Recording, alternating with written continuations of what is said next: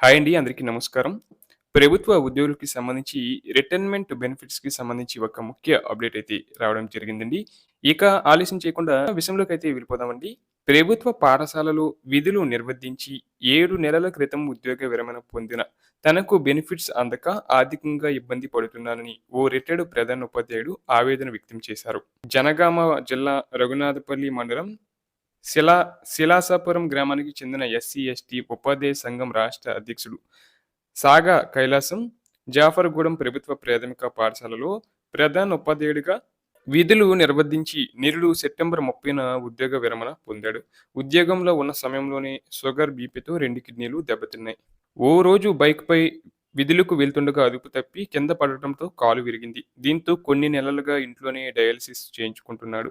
ఉద్యోగ విరమణ పొంది నెలలు గడుస్తున్నా తనకు ప్రభుత్వం నుంచి రావాల్సిన బెనిఫిట్స్ రాకపోవడంతో అప్పులు చేసి వైద్యం చేయించుకుంటున్నానని ఆవేదన వ్యక్తం చేశాడు. గత ప్రభుత్వాలు ఉద్యోగుల విరమణ పొందిన వెంటనే బెనిఫిట్స్ అందించేవని, ఇప్పుడు సకాలంలో డబ్బులు రాకపోవడంతో తీవ్ర ఇబ్బంది పడాల్సి వస్తుందని చెప్పారు. ఇప్పటికైనా ప్రభుత్వం స్పందించి ఉద్యోగ విరమణ పొందిన వారికి వెంటనే డబ్బులు అందించి ఆదుకోవాలని కోరారు.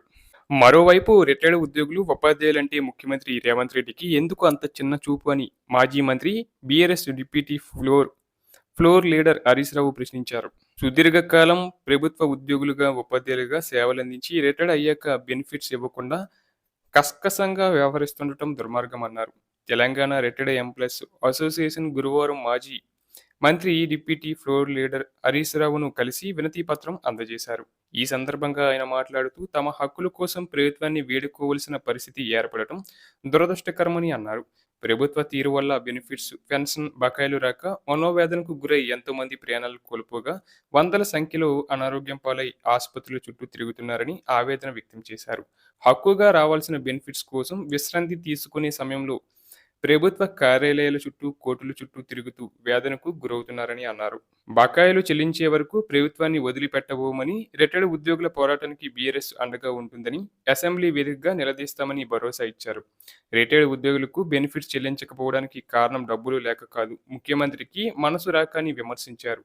మూసీ బ్యూటిఫికేషన్ 1,50,000 కోట్లు, ఫ్యూచర్ సిటీ కోసం 1,00,000 కోట్లు, అందాల పోటీ కోసం వందల కోట్లు, తన సోకుల కోసం నిర్వహించే ఫుట్బాల్ మ్యాచ్‌కు 100 కోట్లు, ముఖ్యమంత్రి క్యాంప్ ఆఫీస్ కోసం వందల కోట్లు, వివిధ రాష్ట్రాల్లో వందల కోట్లతో పత్రికా ప్రకటనలు ఇచ్చే రేవంత్ రెడ్డికి బకాయిలు చెల్లించకపోవడం దారుణమన్నారు. కాంగ్రెస్ ప్రభుత్వం వచ్చిన తర్వాత 98,000 కోట్లకు టెండర్లు పిలిచారని, బడా కాంట్రాక్టర్లకు 40,000 కోట్లు చెల్లించారని, కానీ ఉద్యోగులకు చెల్లించాల్సిన జీతాలు, బెనిఫిట్స్ కోసం మాత్రం డబ్బులు ఇవ్వడం లేదని మండిపడ్డారు.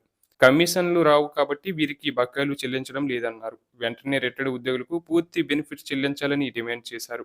వచ్చే బడ్జెట్ సమావేశాల్లో రిటైర్డ్ ఉద్యోగులు సమస్యలు చెల్లించాల్సిన బకాయిలపై ప్రభుత్వాన్ని నిలదీయాలని హరీష్ రావును కోరారు.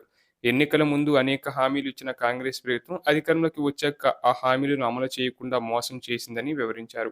23 నెలలుగా రిటైర్మెంట్ బకాయిలు చెల్లించకుండా ముఖ్యమంత్రి రేవంత్ రెడ్డి తమ పట్ల కఠినంగా వ్యవహరిస్తున్నారని తెలిపారు.